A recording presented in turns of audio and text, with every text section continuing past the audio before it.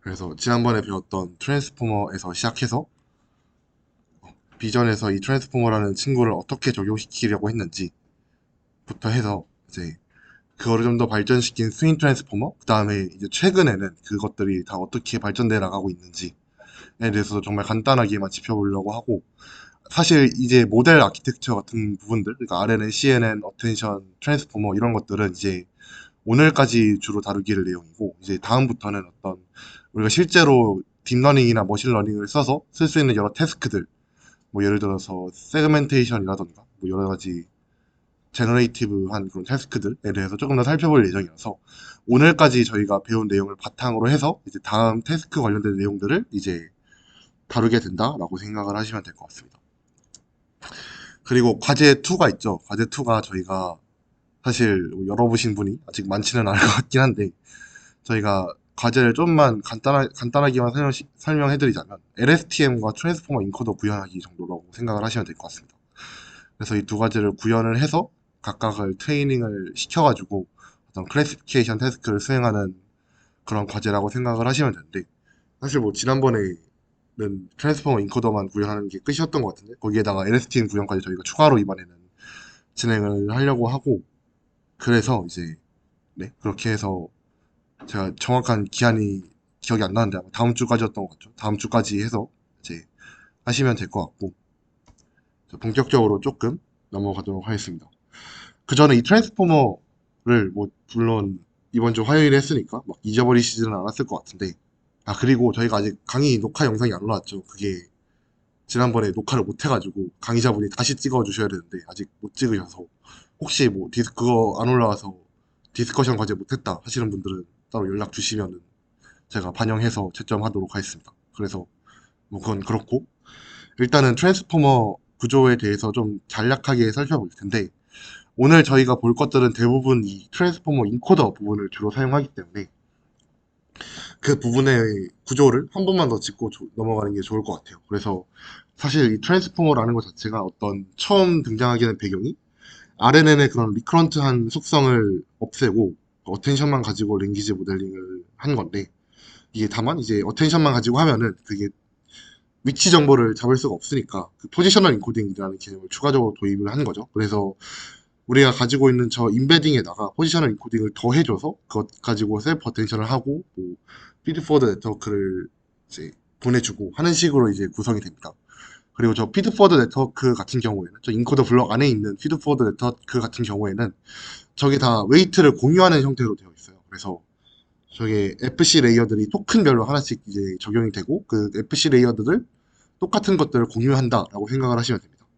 이걸 왜 공유를 하냐라고 하면, 사실 이걸 다른 걸 쓴다고 한번 생각을 해보면 좋은데, 만약에 다른 걸 쓴다고 하면 이게 물론 어느 정도 이점은 있을 수가 있겠죠. 왜냐면 그 위치마다 각각이 다른 MLP 웨이트를 사용하는 거니까 각각이 다른 어떤 정보를 가질 것이고, 어떤 위치 정보 같은 것들도 얘네가 학습을 해서 포지셔널 인코딩이 필요가 없어질 수도 있겠지만, 그렇게 하면. 근데 그렇게 하면 단점이 어떤 정해진 길이의 시퀀스만 받을 수가 있겠죠. 왜냐면 그 시퀀스 길이만큼의 각각의 토큰에 대한 MLP가 필요한 거니까, 그런 그 피드포워드 그 레이어가 필요한 거니까, 그거를 좀 시퀀스 랭스를 좀 우리가 다룰 수가 없다. 다른 길에 그런 걸 다룰 수가 없다라는 단점이 있을 거고, 그래서 사실 이런 공유, 그런 웨이트를 공유하는 그런 피드포워드 레이어를 사용하는 것이 그런 점에서 이점이 있을 수 있다라고 생각을 하시면 될 것 같습니다.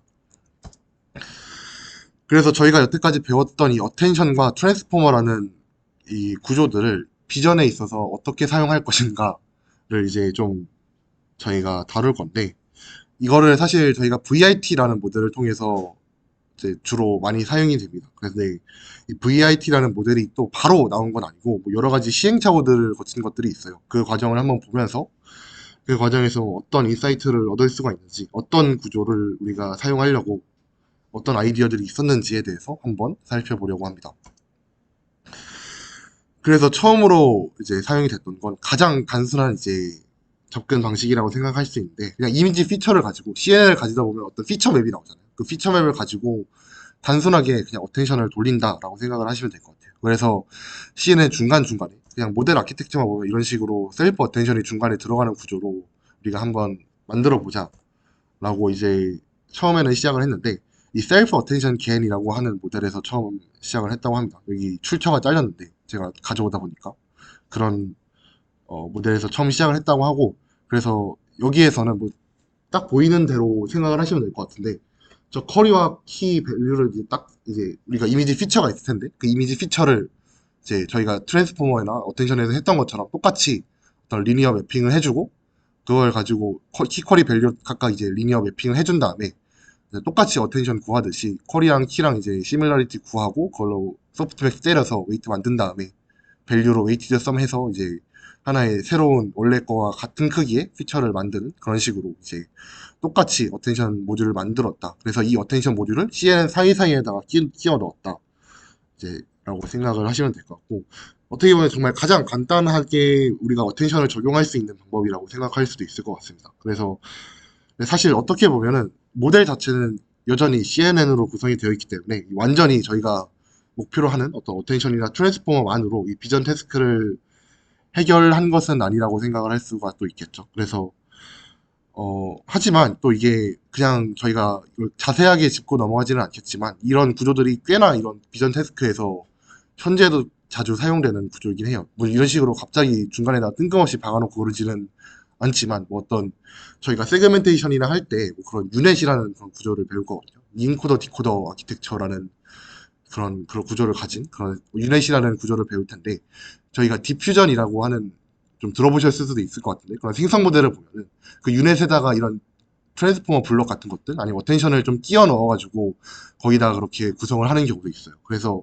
사실 뭐 그렇게 하는 것이 어떤 성능이나 이미지 생성되는 이미지의 퀄리티적인 측면에서 또 좋은 향상을 가져와서 그렇게 쓰는 건데, 보통 뭐 어쨌든 요즘 최신 논문들이나 최신 모델들에서도 이런 구조가 사용이 되고 있다. 하지만 오늘 저희가 볼 것은 좀 VIT나 스윈 트랜스포머 이런 쪽이기 때문에 이걸 좀 자세하게 짚고 넘어가진 않겠지만, 뭐 이런 아이디어들도 있다라고 생각을 하고 넘어가시면 될 것 같습니다.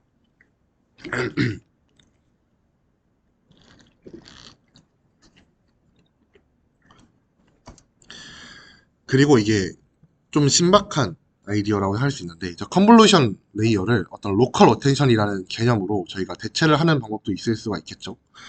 사실 저는 이거를 실제로 쓰는 건 거의 본 적이 없는 것 같고, 제가 이게 기초 컴퓨터 비전 그거 수업에서 가져온 그리고 슬라이드인데, 사실 이 슬라이드에서밖에 못 보긴 했습니다. 그래도 이것도 되게 좋은 아이디어인 것 같아서 한번 가져와 봤는데, 사실 저 컨볼루션 연산을 생각해보면 이 우리가 이미지 전체를 보는 것이 아니고 이미지에서 어떤 부분, 어떤 리셉티브 필드에 해당하는 커널 사이즈에 해당하는 그 부분을 이제 로컬하게 계속해서 슬라이딩 윈도우 방식을 통해서 이제 보는 방식이죠. 그래서 어떤 리셉티브 그 로컬 윈도우에 해당하는 그 부분에 커널, 우리가 가지고 있는 커널의 값을 곱해서 각각에 해당하는 위치에 대한 아웃풋을 만드는 것이 어떤 컨볼루션 모듈인데, 이걸 비슷하게 이 로컬하게 어텐션을 적용한다고 생각하시면 됩니다. 그래서 우리가 로컬 윈도우에다가 각각 계속 커널을 곱해주면서 그걸 연산했다면, 여기에서는 그 로컬 윈도우에 대해서 각각 어텐션을 적용해 주신다고 생각을 하시면 돼요. 그래서 이 리셉티브 필드를 여기 똑같이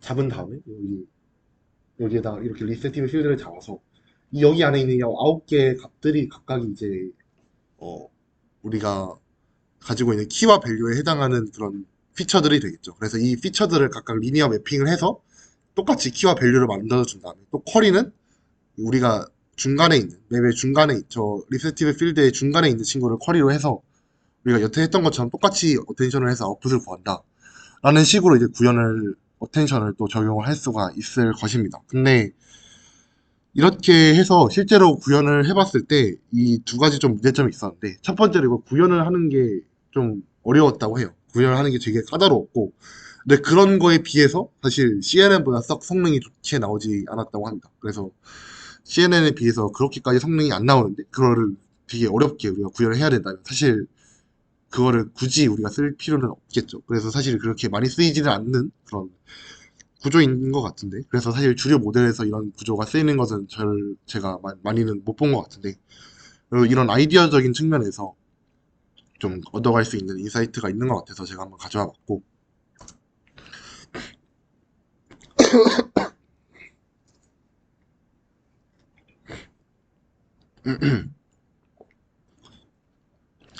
그리고 이게 가장 단순한 방법이라고 볼 수 있을 것 같아요. 그래서 이거는 말 그대로 그냥 이미지를 그대로 플래튼을 해서 트랜스포머에다 넣어주는 방식입니다. 정말 어떻게 보면 간단하고 어떻게 보면 좀 무식한 방법이라고 생각을 할 수가 있을 것 같은데, 정말 단순하게 이미지를 좀 레졸루션을 좀 줄인 다음에, 왜냐면 그거를 다 그냥 바로 넣어주면은 메모리가 너무 많이 들 테니까 그걸 좀 레졸루션을 줄여줘서 그 다음에 그거를 플래튼을 해줘서 트랜스포머에다가 태우는 방식입니다. 그래서 어떻게 보면 정말 가장 간단한 방식이라고 볼 수도 있겠지만, 뭐 여러 가지 문제점들이 있을 수가 있겠죠. 첫 번째로 이 이미지를 플래튼 한다는 것 자체가 어떤 이미지가 가지고 있는 위치 정보를 깨뜨리는 일일 수도 있고, 그래서 사실 어떤 우리가 포지셔널 인코딩을 해주기는 하지만 그 포지셔널 인코딩을 우리가 분명히 좀 다르게 가져가야 할 부분도 있을 거라고 저희가 고민을 해볼 수가 있겠고, 또 가장 큰 문제점은 어떤 메모리 문제였습니다. 그래서 메모리를 너무 많이 쓴다는 문제점, 네,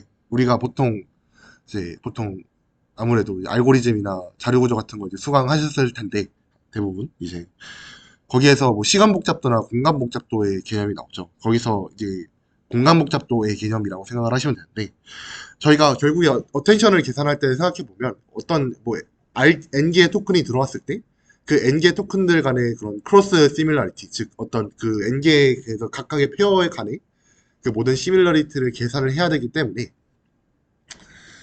그게 저희가 n by n의 매트릭스를 하나를 계산을 해야 됩니다. 근데 이거를 이미지 관점에서 생각을 해보면, 그러니까 이미지를 플래튼해서 이제 트랜스포머에 넣어준다는 관점에서 생각을 해보면, 이미지가 어떤 r by r 사이즈를 가지고 있다고 했을 때, 그러면은 우리가 인풋으로 들어가는 토큰의 개수는 r의 제곱계가 될 거고, 그럼 거기서 만들어지는 어텐션 맵의 크기는 r의 4제곱이 되겠죠. 그래서 어떻게 보면 5의 r의 4승의 그런 공간 복잡도를 가지는 친구인데, 어떻게 보면 알고리즘적인 측면에서 보면 되게 굉장히 비효율적이라고 생각을 할 수가 있겠습니다. 그래서 만약에 이거를 32 바이 32로, 32가 아니 128 바이 128로 이제 이미지 크기를 줄인다고 하더라도, 사실 이것도 저희가 일상적인 그런 이미지 크기를 생각해 봤을 때 굉장히 작은 사이즈인데, 이렇게 사이즈를 줄이고 인풋으로 넣어준다고 하더라도 이 이미지 하나마다, 그 다음에 매트릭스 하나마다 768기가바이트가 든다고 해요. 근데 사실 저희가 가지고 있는 뭐 GPU 램이 뭐 많아봤자 막 몇십 기가인데, 정말 좋은 것들이 막 많아봐야 뭐 몇십 기가씩 하고 그러는데 768기가라는 게 말이 안 되죠. 그리고 이미지를 우리가 이제 이미지를 하나만 넣어주는 것도 아니고 여러 개를 이렇게 배치로 해서 넣어줘야 되는데, 그거에 대해서 각각이 768기가씩 잡아먹고 있으면 사실 이걸 학습하려면 뭐 구글이나 뭐 오픈 AI 그런 데서밖에 학습을 못 하겠죠. 그런 문제점들이 있었고,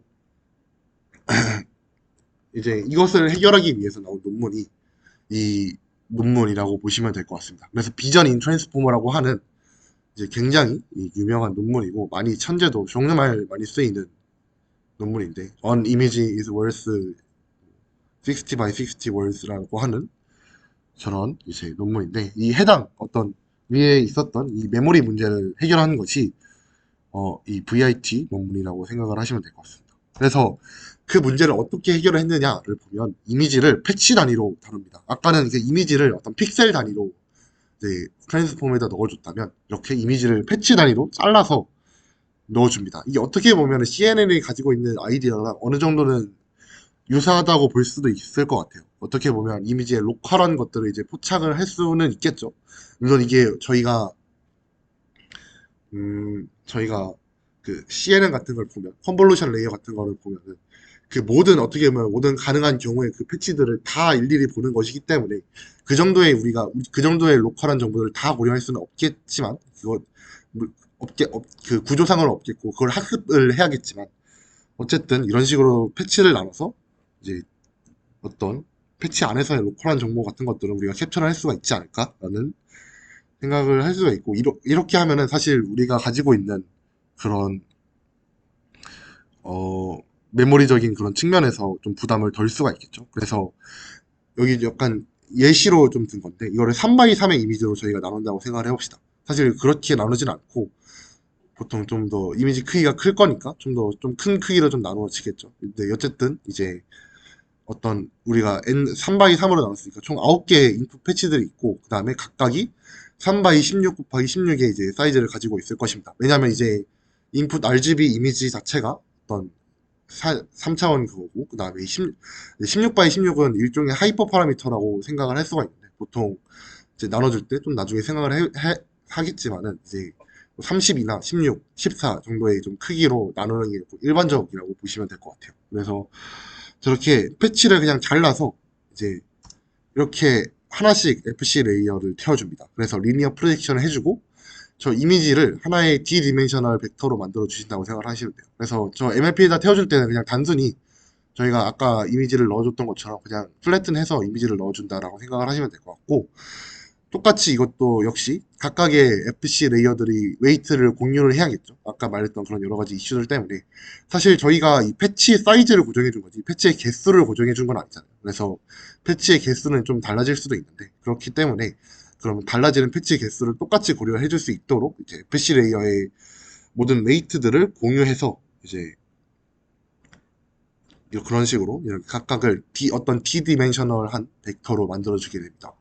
그럼 총 n개의 패치가 있고 각각이 디디멘셔널이니까 이걸 하나의 매트릭스를 표현하면 n by d의 매트릭스가 되겠죠. 그다음에 여기다 추가로 포지셔널 인베딩을 더해줍니다. 그리고 포지셔널 인베딩이 사실 잠시만요.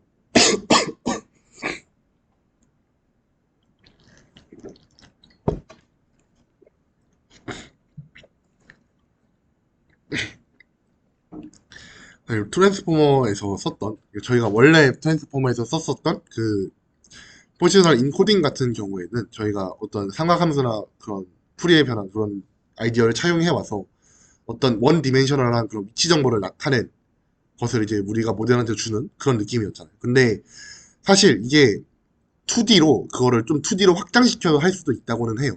2D로 우리가 고정을 시켜서 그런 포지셔널 인코딩을 줄 수는 있다고 하는데, 여기서 어떤 방법을 제시를 하냐면 우리가 포지셔널 인코딩을 그렇게 우리가 사전적으로 지정해서 주는 게 아니고 우리가 이것조차도 학습을 하게 하자라는 이제 좀 아이디어가 있습니다. 그래서 포지셔널 인베딩이라고 하는데, 여기서는 우리가 말 그대로 그냥 이렇게 런너블한 한 벡터를 웨이트 벡터를 좀 추가를 해서 더해준다고 생각을 하시면 됩니다. 그래서 사실 뭐 이거를 컨캣을 할 수도 있고 애드를 해줄 수도 있는데, 그러니까 서메이션을, 그러니까 우리가 가지고 있는 어떤 인풋 토큰의 벡터랑 포지셔널 인코딩에 해당하는 벡터를 뭐 각각 뭐 컨캣을 해줄 수도 있는 거고 뭐 더해줄 수도 있습니다. 사실 뭐 그게 뭐 두 개가 크게 막 다른 의미를 가지지는 않고, 뭐 여러 가지 뭐 실험을 통해서 뭐 둘 중에 뭐가 성능이 더 잘 나온다를 가지고 이제 일종의 하이퍼 파라미터처럼 이제 생각을 할 수가 있는데, 어쨌든 여기에서는 그냥 애드 해주는 느낌으로, 그러니까 값을 더해주는 느낌으로 해주고, 그 다음에 여기서 아까 계속 이거를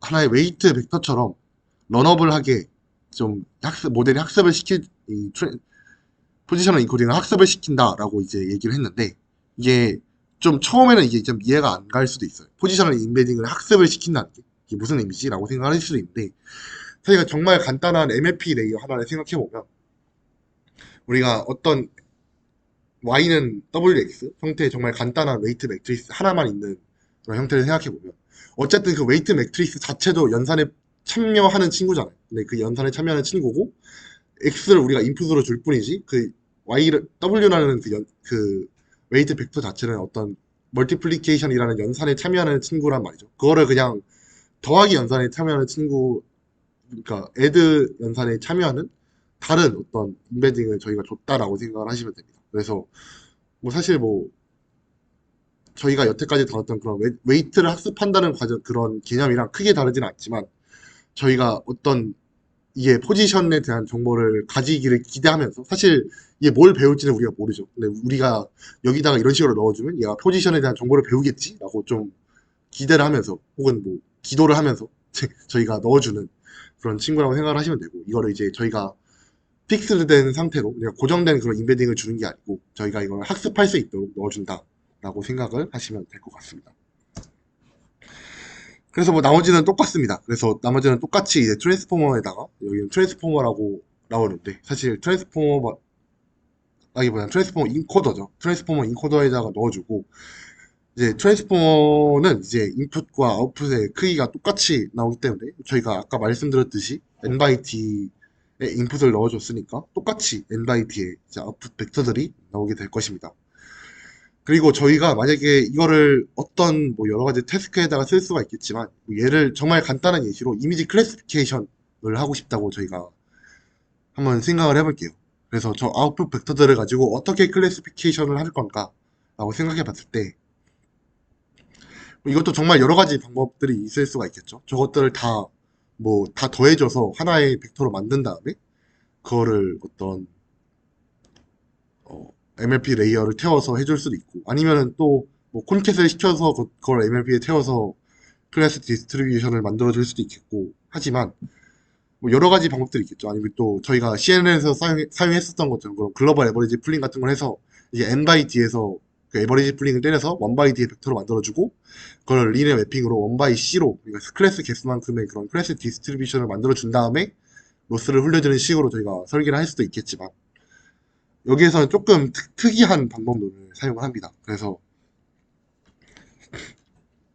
이 클래스 토큰, 클래시피케이션 토큰, 혹은 뭐 클래스 토큰, 스페셜 토큰이라고도 부르는데, 이런 익스트라 인풋을 넣어주는 방식으로 저희가 클래시피케이션을 하게 됩니다. 그래서 뭐 예를 들어서 저희가 3x3으로 이미지를 나왔잖아요. 그래서 총 9개의 패치가 있는데, 여기에 이 9개의 패치 플러스 9개의 패치에다가 하나의 인풋을 더 넣어주는 거예요. 그래서 총 10개의 인풋을 넣어주는 건데, 이걸 임의로 이니셜라이제이션을 저렇게 해줍니다. 아까 저희가 포지셔널 임베딩을 학습을 시킨다고 했잖아요. 근데 이것도 마찬가지라고 생각하시면 돼요. 그래서 저거는 저희가 임의로 넣어주는 그런 이미지에 대한 정보가 아니고, 저희가 마치 모델의 하나의 웨이트처럼 하나의 학습을 시켜준다. 그래서 학습을 시켜줘서 저거를 똑같이 인풋을 넣어주면 이제 아웃풋에도 저희가 인풋과 아웃풋의 크기가 똑같이 유지가 되기 때문에 이 아웃풋이 하나가 더 나오게 될 텐데, 저 아웃풋을 가지고 이제 리니어 프로젝션을 하게 된다라고 보시면 됩니다. 사실 이게 왜 이렇게 하는지, 이게 왜 잘 되는지에 대해서 조금 이해가 안 가실 수도 있어요. 근데 사실 이게 처음 여기서 나온 방법은 아니고, 이 버트라고 하는 이 트랜스포머 인코더만 쓰는 그런 프리트레인드 랭귀지 모델에서 처음으로 이제 제시가 됐던 내용이고, 아마 이게 좀 뒤에 가서 NLP 집중 탐색할 때 거기에서 조금 더 클래시피케이션과 관련된 태스크를 다룰 때 좀 자세하게 다룰 내용이긴 한데, 어쨌든 이게 이런 식으로 해서 하면은 이게 어텐션을 좀 거치면서 이게 어떻게 보면 이 각각의 아웃풋 벡터들은 하나의 패치에 코레스폰딩 되는 그런 친구들이라고 생각을 할 수가 있잖아요. 물론 이게 셀프 어텐션을 거치면서 어떤 글로벌한 인포메이션을 다 담을긴 하겠지만, 어쨌든 이 친구들은 하나의 패치에 관련된 친구들이거든요. 그래서 어떻게 보면 저렇게 스페셜 익스트라 인풋을 하나를 추가로 줌으로써 이 친구는 어떤 패치에 디펜던트 하지 않게 어떤 전체적인 글로벌한 콘텍스트를 다룰 수 있겠다라는 기대로 이렇게 넣어준 것이 아닐까라고 개인적으로 저는 생각을 하는데,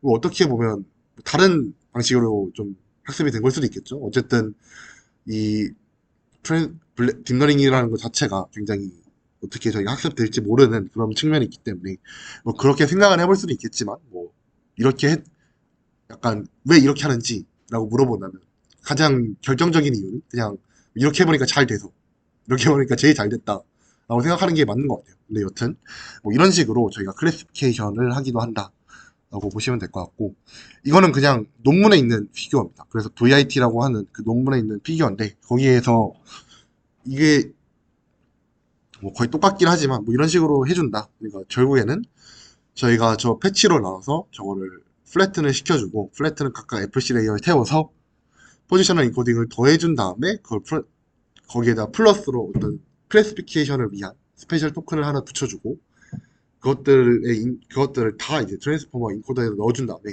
이제 각각의 코레스폰딩하는 그 패치들에 대한 아웃풋이 있을 텐데, 그것들 외에 우리가 넣어줬었던 그 스페셜 토큰에 대한 아웃풋을 이제 리니어 프로젝션을 해서, 그러니까 MLP 헤드를 하나를 태워줘서 어떤 클래스 디스트리뷰션으로 우리가 변화를 시켜준다 라고 생각을 하시면 될 것 같습니다.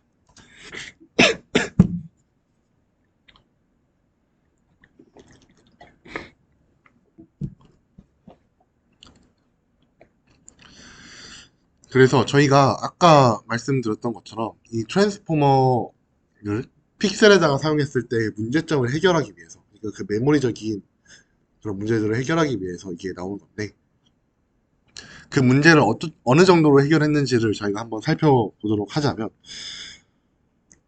저희가 이제 실제로는 저 모델이 학습시킨 그런 조건은 224 곱하기 214의 이미지를 뭐 14 바이 14나 16 바이 16의 인풋 패치들로 나눠가지고 이제 인풋으로 넣어줬습니다. 이렇게 했을 때 저 48개의 레이어와 16개의 헤드를 가지고 있는 저 트랜스포머에다가 넣어줬을 때 이제 모든 어텐션 매트릭스가 이제 112메가 혹은 192메가 크기를 가졌다. 아까 저희가 말했었던 그 768기가바이트에 비하면 좀 획기적으로 줄은 수치죠. 획기적으로 줄은 수치고 사실 그래서 어느 정도 저희가 현실적으로 이제 좀 이제 학습을 시킬 수가 있다라고 좀 보시면 될 것 같고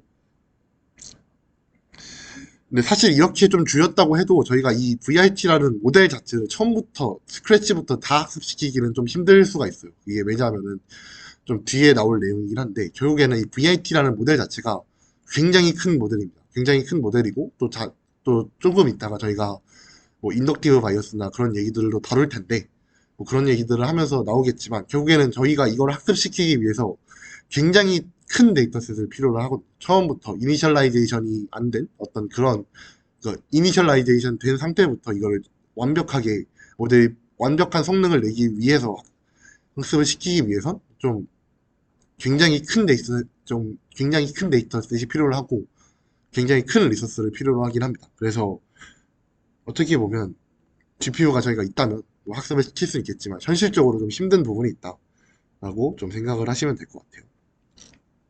그래서 좀 그 부분에 대해서 좀 살펴보기 전에 저희가 가지고 있는 저희가 여태까지 배웠던 레스넷들과 그 다음에 VIT의 성능을 좀 비교를 해보겠습니다. 그래서 이 VIT라는 친구가 레스넷과 비교해서 어떤 차이가 있는지, 그러니까 레스넷으로 대표된 그런 CNN들과 어떤 차이들이 있는지, 어떤 장점이 있고 어떤 단점들이 있는지에 대해서 조금 살펴보려고 해요. 그래서 이 그래프부터 조금 살펴보자면, 저희가 아마 프리 트레이닝이랑 파인 튜닝을 지지난 시간인가? 아니죠. 좀 되긴 했을 텐데, 이제 트레이닝 뉴럴 네트워크 할 때 좀 다뤘을 것 같긴 합니다. 근데 그래도 좀 까먹으신 분들이 있을 것 같아서 좀 이따가 좀 다루긴 하겠고 어쨌든 좀 설명을 하자면 저 이미지넷과 이미지넷 21K 그 다음에 JFT 300 밀리언 저 데이터셋에 대해서 각각 모델을 프리 트레이닝을 시킨 다음에 이미지넷에 대해서 파인 튜닝을 하고 거기에 대한 탑 1 어큐러시를 구한 그런 그래프라고 생각을 하시면 됩니다. 그래서 저 이미지넷 같은 경우에는 뭐 저희가 가지고 있는 1000개의 클래스를 가지고 있는 되게 기본적으로 많이 쓰이는 그런 되게 스탠다드한 그리고 옛날에도 많이 쓰였던 지금으로 따지면 그렇게 크지 않은 크기의 데이터셋이라고 생각을 하시면 될 것 같고 이미지넷 21K는 그걸 좀 더 확장시킨 데이터셋이라고 생각을 하시면 됩니다. 그래서 총 21,000개에서 22,000개 정도 되는 클래스를 가지고 있고 그 다음에 굉장히 또 어느 정도 그러니까 어느 정도 막 어마어마하게 큰 건 아니지만 그래도 어느 정도 큰 데이터셋이라고 생각을 하시면 되고 그리고 JFT 같은 경우에는 저 구글이 가지고 있는 데이터셋입니다. 그래서 구글이 가지고 있는 엄청나게 사실 구글이 되게 많은 이미지나 뭐 그런 정보를 가지고 있을 테니까 그거를 기반으로 해서 구축한 데이터셋인데 정말 엄청나게 큰 데이터셋입니다. 그래서 그 해당 저 순서대로 좀 데이터셋 크기라고 생각하시면 될 것 같아요. 그래서 데이터셋 크기가 달라짐에 따라서 우리가 프리 트레이닝 한 데이터셋의 크기가 달라짐에 따라 우리가 파인 튜닝 했을 때 모델의 어큐러시가 어떻게 변하는지에 대해서 좀 나타낸 표라고 생각을 하시면 될 것 같습니다.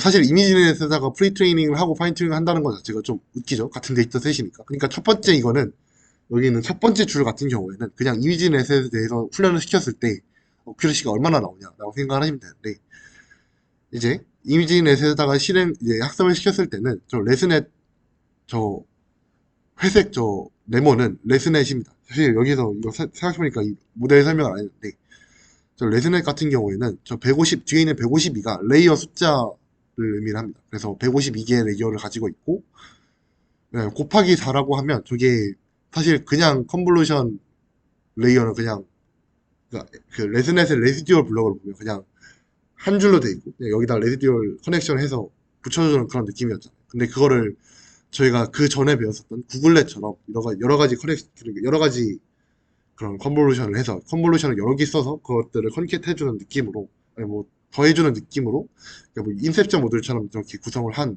레즈넷이다라고 생각을 하시면 될 것 같아요. 그래서 이거에 대해서 좀 관심이 있으시면 뭐 레즈넥스트라고 하는 모델을 아마 제가 알기로는 좀 살펴보시면 될 것 같은데, 어쨌든 뭐 CNN에서 이때까지 CNN에서 가장 뭐 잘 되는 모델 중에 하나를 가져왔겠죠, 비교를 위해서.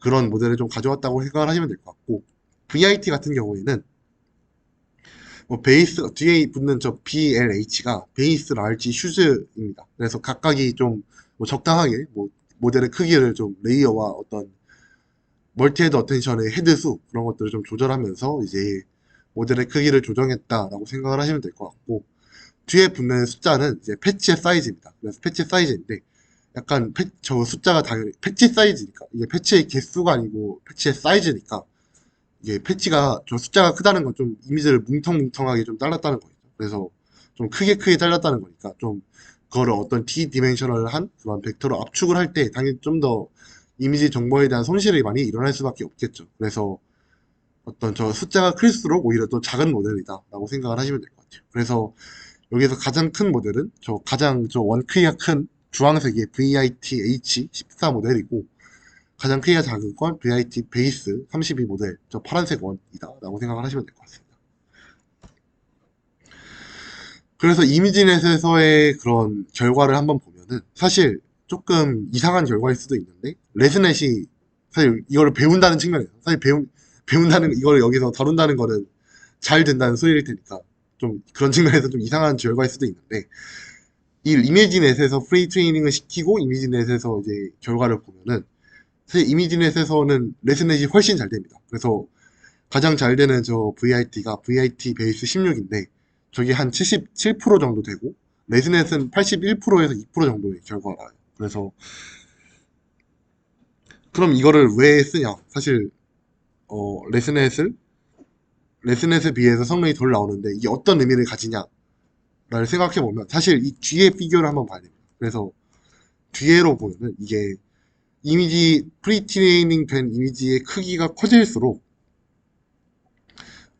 프리트레이닝 된 이미지의 크기가 그 이미지 데이터셋의 크기가 커질수록 이 VIT의 성능이 레스넷을 뛰어넘는 이제 경향성을 보여요. 그래서 왜 이런 경향성을 가지는가에 대해서 한번 살펴보기 위해서는 저희가 인덕티브 바이어스라는 개념이 필요합니다. 이게 아마 머신러닝 수업을 들으신 분들은, 아마 기계학습 수업을 들으신 분들은 아마 한 번쯤은 다루었을 수도 있는 개념이긴 한데, 이 인덕티브 바이어스라는 개념을 좀 딥러닝, 특히 CV와 CNN, 그 다음에 VIT의 관점에서 좀 끌어들여서 생각을 해볼 수가 있습니다.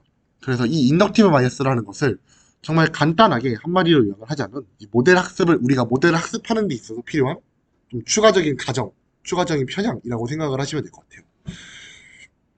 그래서 우리가 여태까지 다루었던 어떤 전반적인 뭐 머신러닝이라든지 딥러닝이 어떤 정확한 해를, 그 어떤 우리가 풀고자 하는 문제의 정확한 해를 찾아내는 그런 것들은 아닙니다. 뭐 예를 들어서 우리가 이미지 클래시피케이션을 한다고 할 때 이미지 클래시피케이션을 100% 정확하게 하는 모델이 존재를 할까라고 생각을 해보면, 물론 이론적인 상황에서는 존재를 하겠지만 우리가 그거를 딥러닝이나 머신러닝으로 찾을 수는 없겠죠. 뭐 예를 들어서 아까 말했던 뭐 저 이미지넷을 완벽하게 100% 클래시피케이션 하는 뭐 그런 데이터셋은 있을 수는 있어도, 실제 우리가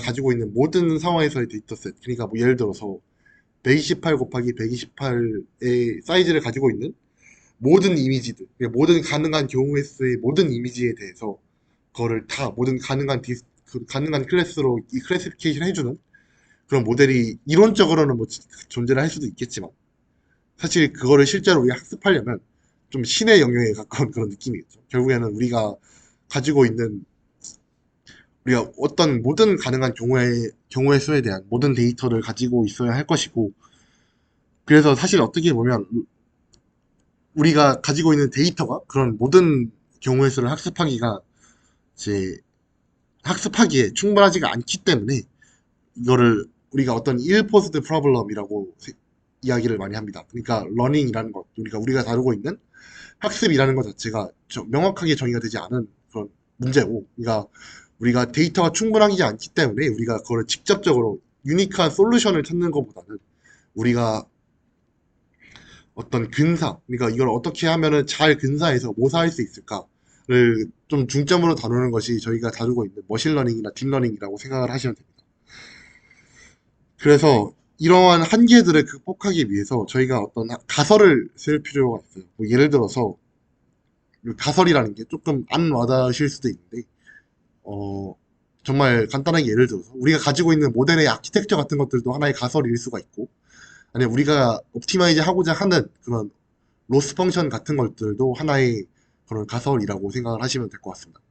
그래서 그 어떤 뭐 모듈을 쓸 건지 어떤 로스 펑션을 쓸 건지를 우리가 항상 그 어떤 태스크를 풀 때 설계를 해야 될 텐데 그런 것들을 우리가 가정을 하고 나서 문제를 풀죠. 그래서 가정을 하고 나서 모델을 학습시키는데 그런 것들을 가정함으로써 저희가 그 파라미터들로 하여금 어떤 도달할 수 있는 아웃풋들의 범위가 있을 거예요. 그러니까 이 아웃풋의 범위라는 게 사실 이게 되게 어려운 개념이거든요. 어렵다기보다 되게 명확하게 안 와닿는 그런 개념일 수가 있어서 한 번에 이해는 안 되실 수가 있는데 어쨌든 그런 우리가 정의한 그런 가설상에서 우리가 도달할 수 있는 그런 아웃풋의 범위가 있을 겁니다. 그래서 그거를 어떤 하이포티시스 스페이스라고 부르는데 그래서 그 하이포티시스 스페이스라는 거는 그러니까 우리가 어떻게 모델 설계를 하고 어떻게 로스 펑션을 쓰는지 그러니까 어떻게 인덕티브 바이어스를 설계하는지에 따라서 이제 그 하이포티시스 스페이스가 달라진다라고 생각을 하시면 될 것 같습니다. 그래서 좀 예시를 하나를 들자면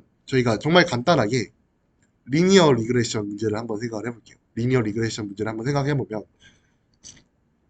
저희가 어떻게 그 문제를 해결할 때 y는 뭐 ax 플러스 b 뭐 이런 식으로 좀 저희가 가정을 하죠. 이게 어떤 가정에서 오는 거냐면 우리가 가지고 있는 인풋 데이터가 리니어한 그런 관계를 가지고 있을 것이라는 어떤 우리가 믿음과 가정에서 시작을 하는 거죠. 그래서 우리가 만약에 어떤 집값을 예측하려고 한다. 어떤 집의 크기로부터 집값을 예측하려고 한다라는 태스크가 있을 때 이 집값과 집의 크기라는 그 두 가지 변수가 어떤 리니어한 관계를 가지고 있을 것이라는 그런 우리가 가설을 세웠기 때문에 리니어 리그레션으로 우리가 문제를 풀 수가 있는 것이겠죠. 그러니까 우리가 어떤 데이터에 대한 그런 가정을 함으로써 우리가 데이터나 모델에 대한 그런 데이터에 대한 가정을 우리가 데이터에 대한 가지고 있는 정보나 가정을 우리가 가지고 있는 모델 리니어한 그런 모델이라는 그런 모델의 그런 구조에다가 그런 바이어스를 줌으로써 그러니까 그 모델의 구조를 설계를 함으로써 우리가 그 문제를 조금 더 잘 풀 수가 있는 거겠죠. 뭐 예를 들어서 우리가 그게 리니어 리그레션을 안 해도 되죠. 예를 들어서 3창으로 근산할 수도 있는 거고 4창으로 근산할 수 있는 건데 결국에 그의 옵티멀 솔루션을 찾으면 우리가 결국에는 그게 1창으로 근사가 될 거예요. 1창만 사용해서 나머지의 코에피션트는 다 0으로 근사가 되고 1창만 이제 1창과 계속 그 바이어스 텀만 이제 학습이 되는 형태로 학습이 될 텐데 결국에는 어떤 그런 모델의 구조를 우리가 먼저 정의해 주는 것 모델이 우리가 가지고 있는 데이터에 따라서 그에 맞는 모델의 구조를 정의해 주고 학습에 필요한 가정들을 더해주는 것을 인덕티브 바이어스라고 생각을 하시면 될 것 같습니다. 그래서 사실 되게 추상적인 개념이고 이거 한 번에 넘어갈 개념이 아니긴 하거든요. 사실 저도 기계학습 처음 듣다 보면 한 1강, 2강 부분에서 되게 자세하게 설명을 하고 넘어가는 부분이라 여기에서 이렇게 간단하게 짚고 넘어가는 수준으로는 좀 설명이 미흡할 수가 있는데 좀 궁금하시면 기하습 수업을 들으시면 될 것 같고 그래서 이거를 이제 CNN의 관점에서 한번 설명을 해보면 왜 CNN이 비전 태스크에서 잘 되는가를 한번 생각을 이 인덕티브 바이어스의 관점에서 생각을 해볼 수가 있습니다. 이 CNN이 가지고 있는 인덕티브 바이어스를 크게 세 가지가 있다고들 많이 얘기를 해요. 그래서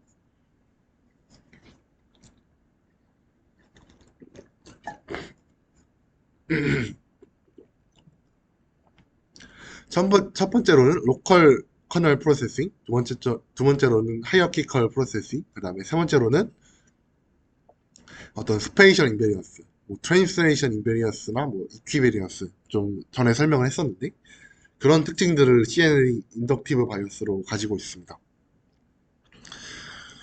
그래서 첫 번째로 좀 로컬 커널 프로세싱이라고 써놨는데 이게 뭐냐 하면은 이게 전체 사실 뭐 여러분들이 다 아는 내용이실 것 같긴 해요. 뭐 전체 인풋이 들어오면 그거를 로컬한 부분에 대해서 보고자 하는 게 어떤 컨볼루션 레이어죠. 그래서 우리가 어떤 비전 태스크들을 생각해보면 예를 들어서 오브젝트 디텍션이나 뭐 세그멘테이션, 뭐 트래킹, 클래시피케이션 등 다양한 태스크들이 있는데 뭐 여러 가지 태스크들에서 생각을 해보면 우리가 물론 이 이미지에서 백그라운드도 중요하겠지만 결국에 우리가 그 집중해야 하는 것들은 그 오브젝트들, 그냥 포어그라운드라고들 많이 하는데 그런 오브젝트들에서 집중을 해야 하는 경우가 많아요. 근데 그런 오브젝트들을 잡는 거, 뭐 오브젝트가 어디에 있는지, 이 이미지가 어떤 오브젝트를 담고 있는지에 대한 정보를 처리할 때는 이 이미지 전체를 한번 글로벌하게 보는 것보다는 이 이미지에서 로컬하게 그거를 보는 것이 좀 더 나은 경우들이 많다. 좀 직관적으로 생각을 해보더라도 뭐 개가 이미 여기 있고 그러진 않잖아요. 그래서 개라는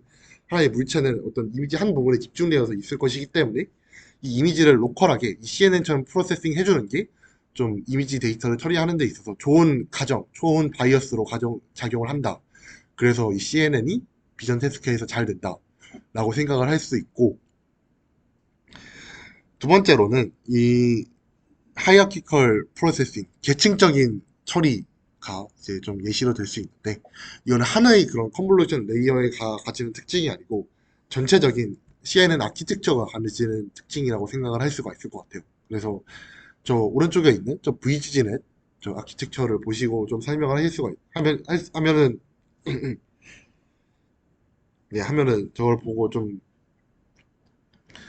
설명을 하면 좋을 것 같은데 이제 저희가 이 CNN 그러니까 컨볼루션 모듈을 한 번만 사용하지 않습니다. CNN에서 생각을 해보면 이 인풋 이미지에 대해서 한번 그 커널을 문질러줘서 그 인풋 그 아웃풋 피처 맵을 하나 만들고 그 피처 맵에 대해서 또 컨볼루션 레이어를 돌려주고 그걸 또 컨볼루션을 돌리고 하는 식으로 계속해서 이제 아웃풋들을 만들어내죠. 그리고 그 과정에서 여기 사진에서 보이는 것처럼 이제 사진에서 보이는 것처럼 계속해서 그 스페이셜한 그러니까 그 이미지의 해상도는 줄어들고 예, 줄어들게 됩니다. 근데 그 과정에서 어떤 일이 일어나냐면 이게 약간 어떤 CNN에서 어떤 피처를 학습하냐에 관한 그런 것들인데 결국에는 이거를 어떤 피처를 배우는지를 좀 비주얼라이제이션을 해보면 그러니까 커널의 정보를 좀 비주얼라이제이션을 해보면 초반에는 정말 좀 형태적인 것들을 많이 잡아내요. 그래서 뭐 점이나 선, 면 어떤 기하학적인 정보들 이 초반에 그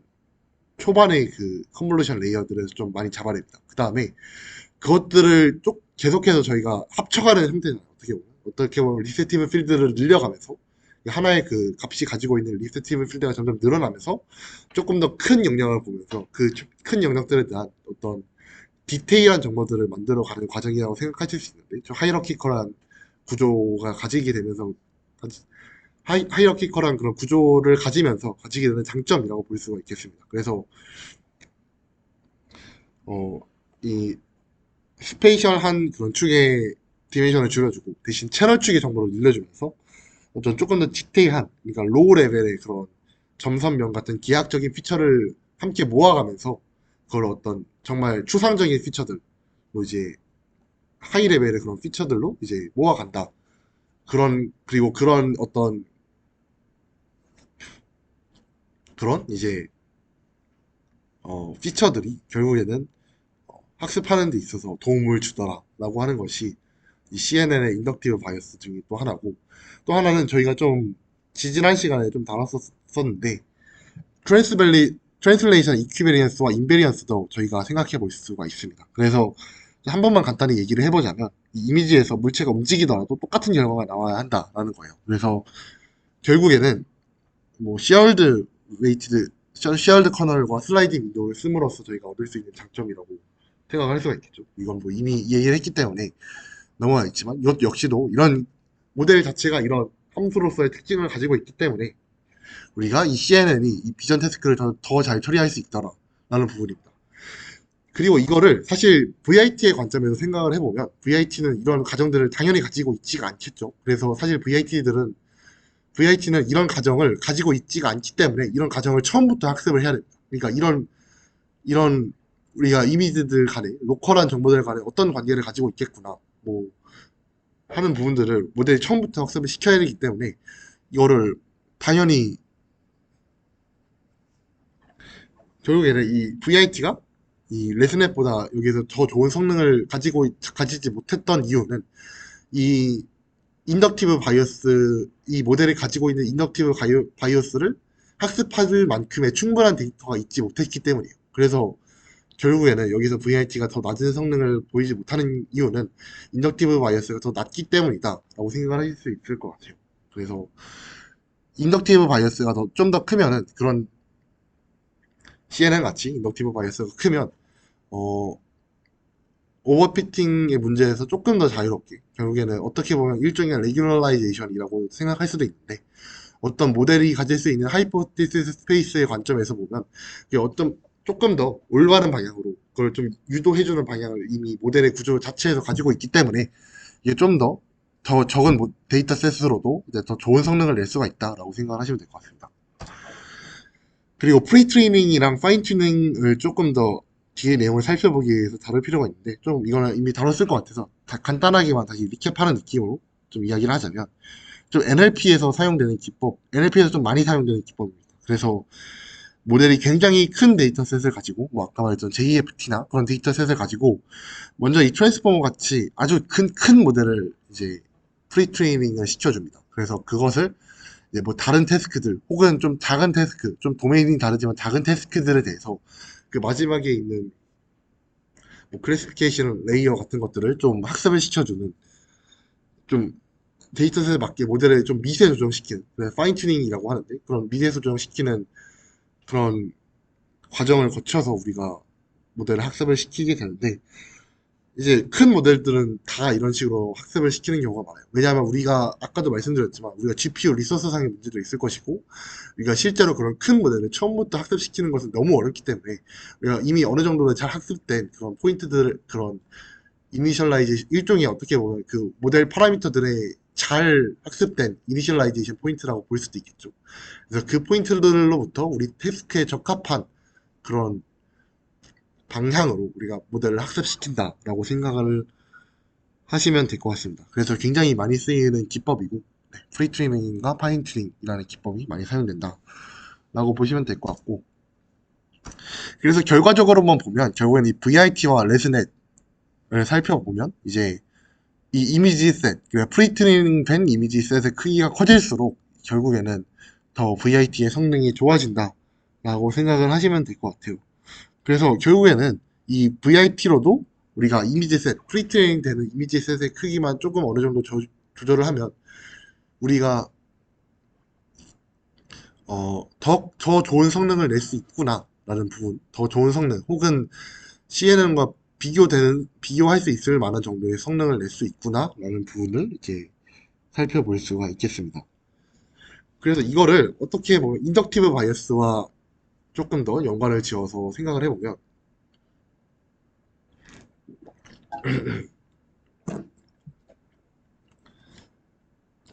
계속 말씀드리지만 이 CNN, 그러니까 레즈넷과 비교해서 VIT가 가지고 있는 인덕티브 바이어스, 그 CV라는 태스크에 대해서의 인덕티브 바이어스는 당연히 더 좋을 수밖에 없습니다. 그런 어떤 저희가 이야기했던 그런 이미지 처리에 있어서 그런 가져갈 수 있는 그런 유용한 특성들을 VIT가 하나도 가지고 있지 않기 때문에 이 VIT는 그걸 데이터로부터 학습을 시켜야 되고 학습을 해야 되고 그래서 결국에는 더 좋은 피처를 학습시키기 위해서는 우리가 더 많은 데이터를 필요로 하는 것이겠죠. 그래서 CNA라는 것 자체가 인덕티브 바이어스로 어떤 하이포테시스 스페이스를 줄일 수가 있었다면 이거는 VIT는 일종의 뭐 물량 구세를 했다고 보는 게 맞는 것 같아요. 그래서 어떤 우리가 더 많은 샘플들을 보고 그것들로부터 더 많이 학습을 해서 결국에는 이제 그 우리가 가지고 있는 그 가설 공간들 그러니까 그 우리가 가지고 있는 우리가 가고자 하는 그런 방향을 조금 더 많은 데이터셋을 통해서 제시를 했고 학습을 했다라고 보시면 될 것 같습니다. 근데 사실 이렇게만 보면은 조금 이 VIT라는 걸 쓸 이유가 많아 보이진 않는 게 사실이죠. 그래서 VIT를 왜 우리가 사용을 하냐, 왜 VIT가 사용이 되냐라고 하면은 뭐 물론 CNN도 여전히 많이 쓰입니다. 이 비전 태스크에서는 트랜스포머가 물론 이제 많이 쓰이긴 하지만 CNN도 거의 동등한 수준으로 좀 많이 쓰인다고 좀 보면 될 것 같아요.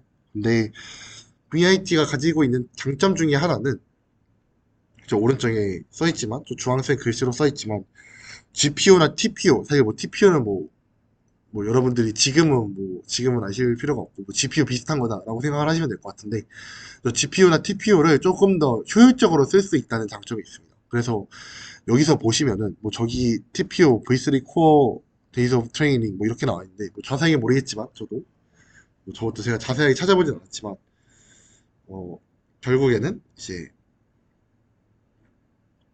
수치적으로만 본다면 4배 정도 더 효율적인 트레이닝이 가능했다라는 거죠. 그래서 이게 왜 VIT가 레슨넷에 비해서 더 효율적일까를 생각해보면, 정말 뭐 간단하게만 설명하면은 컨볼루션 레이어 자체, 컨볼루션 연산이라는 것 자체가 어떻게 보면 그 GPU에 있어서는 되게 효율적이지 못한 연산일 수가 있어요. 그 계속 이 슬라이딩 커널을 돌려가면서 차례차례 연산을 해주는 것 자체가 그 어떤 GPU나 TPU의 그런 병렬화적인 관점에서 전혀 좋지 못한 그런 연산일 수가 있는데, 저희가 VIT, 트랜스포머 같은 거를 생각해보면 이제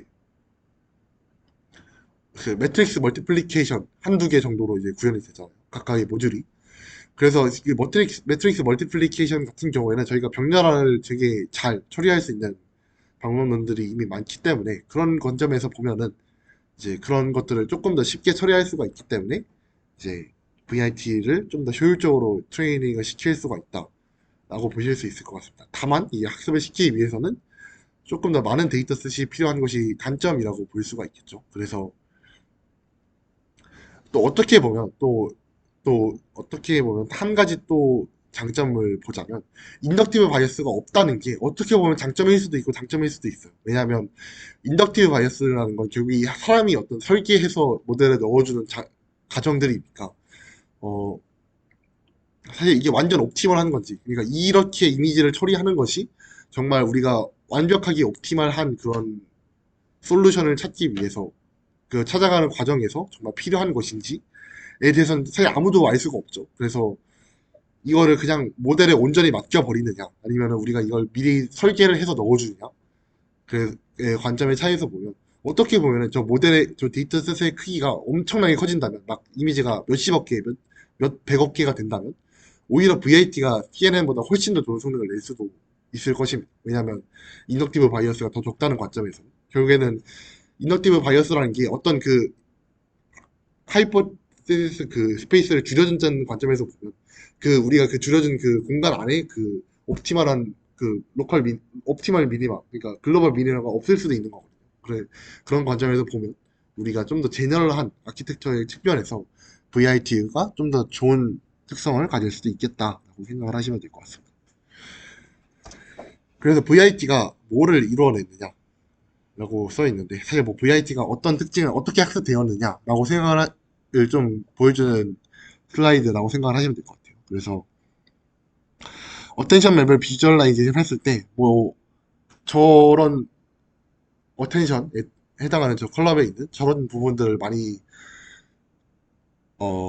이제 참고를 해서 저희가 계산을 하더라. 그러니까 어텐션 맵의 시밀라리티를 저희가 비주얼라이제이션 할 수 있다고 했는데, 뭐 그런 부분이겠죠. 그래서 저런 부분을 이제 참고를 많이 해서 이제 하더라는 부분이고, 저 맨 오른쪽에 보시면 포지셔널 임베딩 시밀라리티라고 되어 있는데, 포지셔널 임베딩이 어떻게 학습이 되었는가를 보여주는 거라고 생각을 하시면 돼요. 그래서 각각의 포지셔널 시뮬러리티가 어떻게 학습이 되었는지를 좀 보여주는데, 또 되게 신기하게도 저렇게 주변에 있는 것들, 그러니까 같은 컬럼과 같은 로우에 있는 것들이 비슷한 포지셔널 임베딩을 가지도록 저렇게 학습이 되었다라고 이제 확인을 할 수가 있습니다. 네. 그래서 여기까지가 VIT였고, 그 다음에 이제 VIT 다음으로 이제 등장한 모델인 스윙 트랜스포머를 좀 살펴볼 건데, 다음으로 그거를 좀 넘어가기 전에 저희가 좀 쉬는 시간을 가지도록 하겠습니다. 쉬는 시간을 좀 가지면 될 것 같고, 한 5시 5분까지 쉬면 될 것 같은데, 네, 쉬는 시간 가지시면 될 것 같습니다.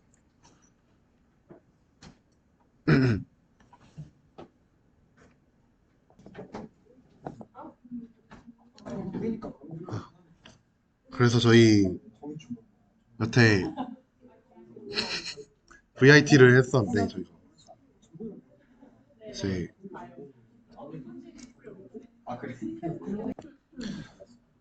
네. 네, 좀 내용이 많아가지고 빨리빨리 하는 게 나을 것 같아요. 그래서 저희가 아까 VIT의 장점을 저희가 말씀을 드렸었는데 결국에 VIT의 장점이라고 하면은 좀 어텐션이라는 연산 자체가 조금 하드웨어에 조금 효율적이어서 좀 트레이닝 시간 같은 것들이 덜 걸릴 수가 있다라고 얘기를 했습니다.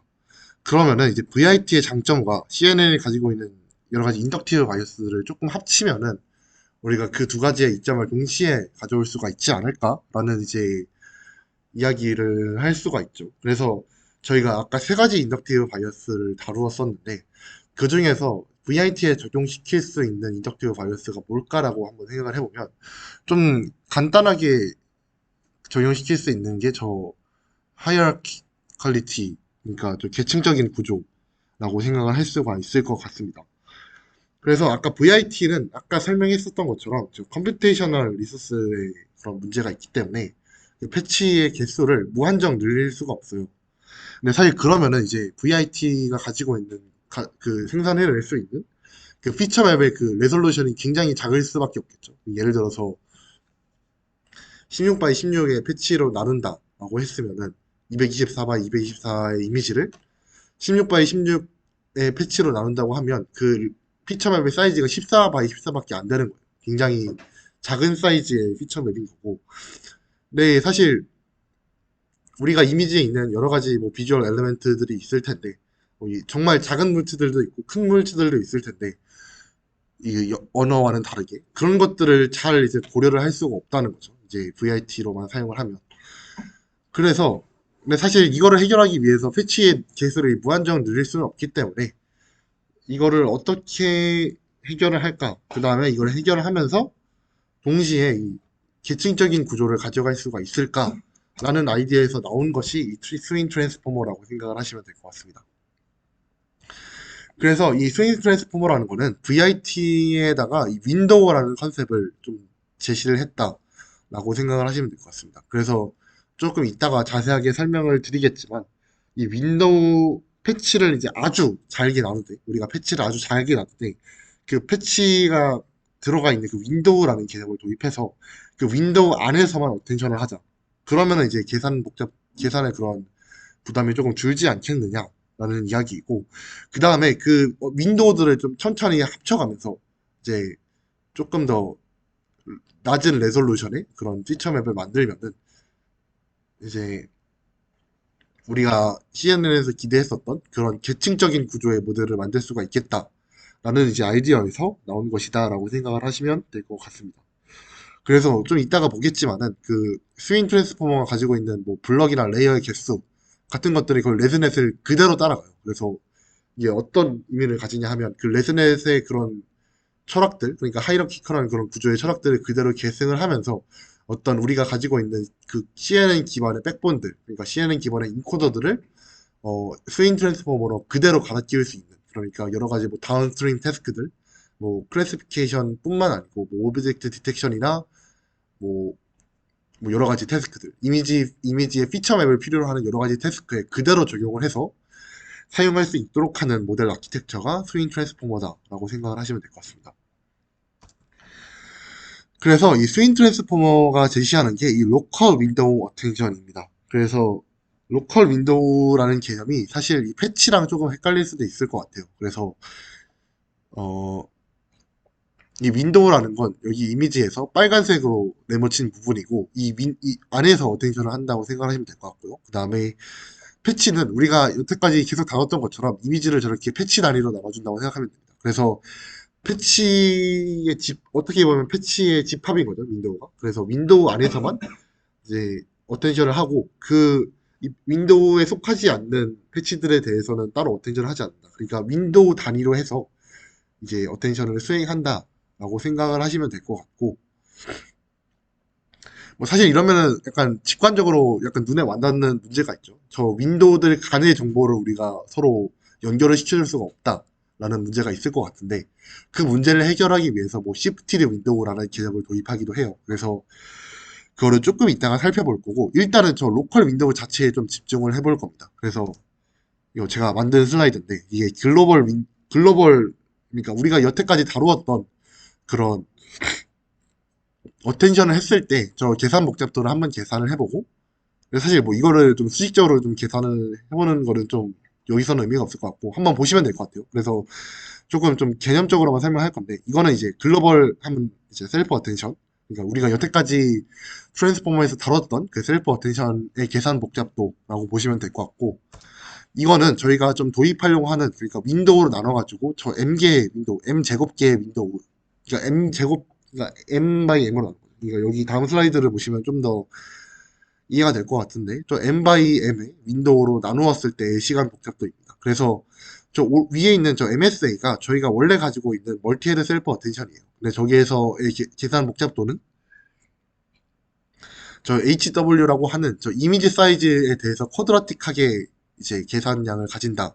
그러니까 2차항이죠. 2차항에 대해서 계산량을 가져서 저게 사실 어떻게 보면 저 멀티헤드 셀프 어텐션, 그러니까 저희 트랜스포머의 구조가 가지고 있는 그 픽셀, 저희가 뭐였죠? 그 픽셀로 어텐션, 픽셀로 트랜스포머에 인풋을 넣어줬을 때 그때 얘기했었던 그런 그 문제점과 일맥상통하는 문제점이긴 한데, 어쨌든 저 트랜스포머의 멀티 셀프 어텐션 자체가 저런 쿼드라틱한 저런 컴플렉시티를 가지고 있다라는 문제점을 가지고 있습니다. 반면에 이 논문이 제시한 저 윈도우드 멀티헤드 셀프 어텐션을 적용했을 때는 저 사실 저 윈도우를 몇 개로 나누는지는 사실 상수이기 때문에, 세 개로 나누든 네 개로 나누든 그거에 대해서 상수일 것이기 때문에 저 HW에 대해서 이제 음, 좀 리니어한 그런 컴플렉시티를 가지게 된다. 그래서 이런 우리가 가지고 있는 이 쿼드라틱 컴플렉시티라고 하는 셀프 어텐션의 문제를 해결할 수가 있다라고 이제 주장을 합니다.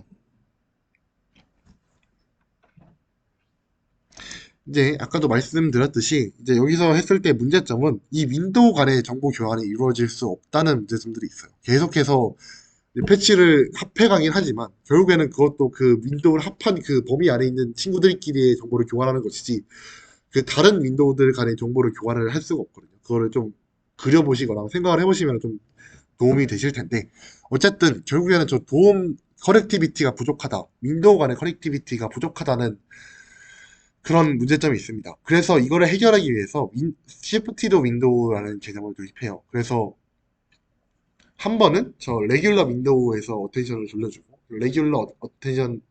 레귤러 윈도우 안에서 어텐션을 돌려주고, 그 다음에는 저 윈도우를 시프트 시켜서 저 어텐션을 돌려주는데, 여기 보시면은 어 뭐지? 여기 보시면은 요 부분은, 저 위쪽에 있는 부분은 요 두 개의 윈도우 간의 커넥션을 좀 만들어주고, 여기 있는 전체적인 거는 요 네 개의 윈도우에 대한 전체적인 그런 커넥션을 만들어주죠. 어쨌든 이런 식으로 해서 이 윈도우들 간의 커넥티비티를 조금 더 추락을 시켜주면서 이제 어텐션을 할 수 있도록 하는 것이 이 시프티드 윈도우의 개념이라고 볼 수가 있을 것 같습니다. 그래서 사실 이것도 되게 여러 가지 뭐 테크닉들이 있어요. 이거를 구현하기 위해서. 사실 뭐 딱 봐도 좀 복잡해 보이죠. 이게 윈도우가 여기 이렇게 하면 윈도우가 9개로 늘어나서 그 어텐션을 9번 돌려야 된다는 문제점들도 생길 거고, 이대로 하면. 그래서 이런 문제점들을 좀 해결하기 위한 여러 가지 개선 방안들이 있고 테크닉들이 있는데, 그건 조금 이따가 살펴보도록 하고, 어쨌든 이거를 계속 번갈아 가면서 한 번은 레귤러 윈도우에서 셀프 어텐션을 하고, 한 번은 시프트 윈도우에서 셀프 어텐션을 하는 식으로, 이런 식으로 이제 두 번의 어떤 그 어텐션, 그 트랜스포머 블럭을 똑같이 이제 사용을 하는데, 그 트랜스포머 블럭에 있는 그 어텐션 블럭을 이제 레귤러 윈도우와 이제 시프티드 윈도우에서 하는 어텐션 블럭, 어텐션으로 이제 교체를 해줘서 이 두 개의 한 쌍을 하나의 그 스윙 트랜스포머 블럭이라고 볼 수 있다라고 하면 될 것 같습니다. 그래서 이게 약간 시프티드 윈도우라고 하는 이제 스윙 트랜스포머의 가장 중요한 아이디어에 대한 설명이었고, 이제 이 스윙 트랜스포머의 전체적인 구조를 한번 살펴보면, 아까도 말씀드렸듯이 저 스테이지 1, 2, 3, 4라는 게 어디서 보셨을 텐데, 아마 레슨넷에서 보셨을 겁니다. 레슨넷의 구조를 거의 똑같이 따라간다라고 보시면 되고, 저게 블럭이 두 개, 두 개, 여섯 개, 두 개가 있어요. 아마 저것도 제가 알기로 스윙 트랜스포머의 아키텍처에서 차용을 해서 이렇게 개수를 정하는 걸로 제가 알고 있습니다. 그래서 크게 세 가지 부분으로 나눌 수가 있는데, 먼저 패치를 나눠줘야겠죠. 저희가 VIT에서 했던 것처럼 패치를 똑같이 나눠줘야 될 거고, 그거를 리니어하게 인베딩 해줍니다.